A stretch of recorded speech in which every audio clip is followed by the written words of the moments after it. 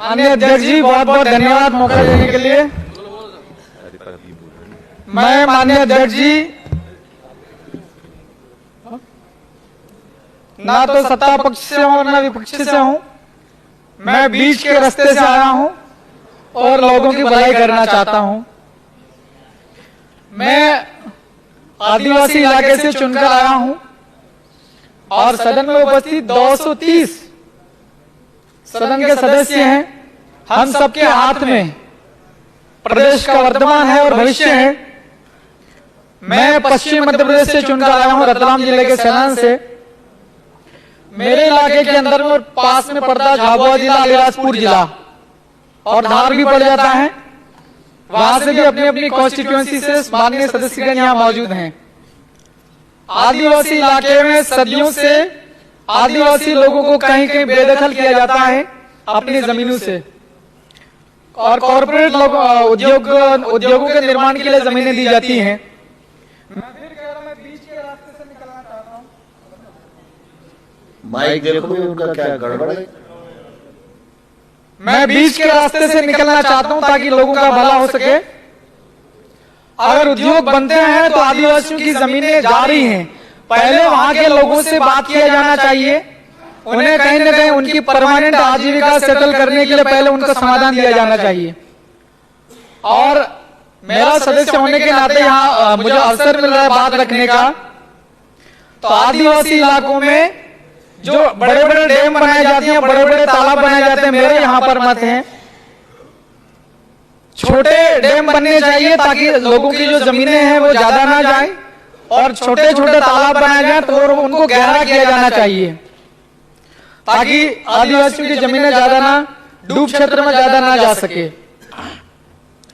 और अगर आदिवासियों की जमीनों पर ध्यान न दिया जाए और लगातार विकास की दौड़ में भागा जाए, आदिवासियों की आवाज को सुना न जाए, तो जो अनपढ़ और अकुशल आदिवासी हैं वो अपनी जमीनें चली जाएगी डैम में। जो भी कंस्ट्रक्शन बनता, चाहे 8 लेन रोड बने, चाहे कुछ भी निर्माण कार्य बने, तो ये अनपढ़ और अकुशल आदिवासी जो लोग होते हैं ये नगरों और महानगरों की ओर जाएंगे और भटकेंगे। इन्हें काम मिलेगा नहीं, अकुशल लोगों को काम नहीं मिलता, चाहे छोटे शहर जाओ बड़े शहर जाओ। और आदिवासी इलाकों में एक समस्या है, मैं आपका ध्यान माननीय अध्यक्ष जी महोदय आपके माध्यम से अवगत कराना चाहता हूं। आदिवासी इलाकों में ग्रामवार डायरी सिस्टम चलता, अवैध तरीके से शराब बिक्री करने के लिए। इसमें रेवेन्यू जनरेट होता है या ना होता है ये मुझे इसका आइडिया नहीं, मैं अगली बार स्टडी करके आऊंगा। डायरी के आधार पर शराब की बिक्री होती है, लोग बहुत बिगड़ते हैं साहब। इस पर मंथन होना चाहिए।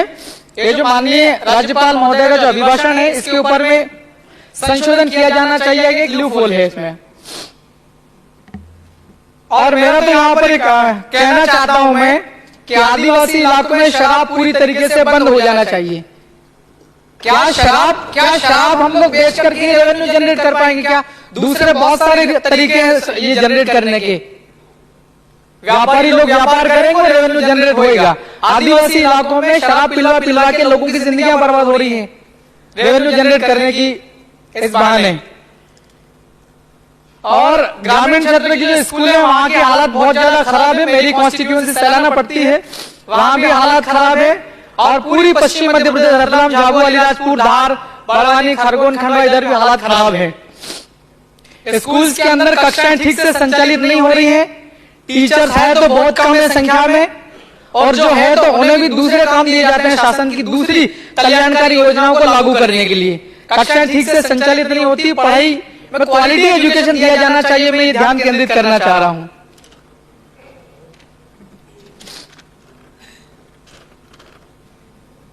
और माननीय अध्यक्ष जी आपके माध्यम से मैं सरकार तक अपनी बात कहना चाहता हूं। अलग अलग बहुत सारे विभाग हैं, अलग अलग मंत्रालयों में बहुत विभागों में हजारों वैकेंसीज, जो विभागों में पद जो है वो खाली पड़े हुए हैं। इन्हें भरा जाए। अगर भरेंगे तो जो काम अच्छे से होएगा और जो सरकार की जो जन कल्याणकारी पॉलिसी नीतियां हैं, जो योजनाएं हैं, वो योजनाएं ठीक से लागू हो पाएगी। योजना का लाभ हर एक व्यक्ति को तक मिल सकता है। जब हमारे पास में कर्मचारी ही नहीं होंगे तो योजनाओं का क्रियान्वयन कौन करेगा? आदिवासी इलाकों में सरकार की कल्याणकारी योजनाओं के क्रियान्वयन में भ्रष्टाचार बहुत ज्यादा है, बहुत चरम सीमा पर है।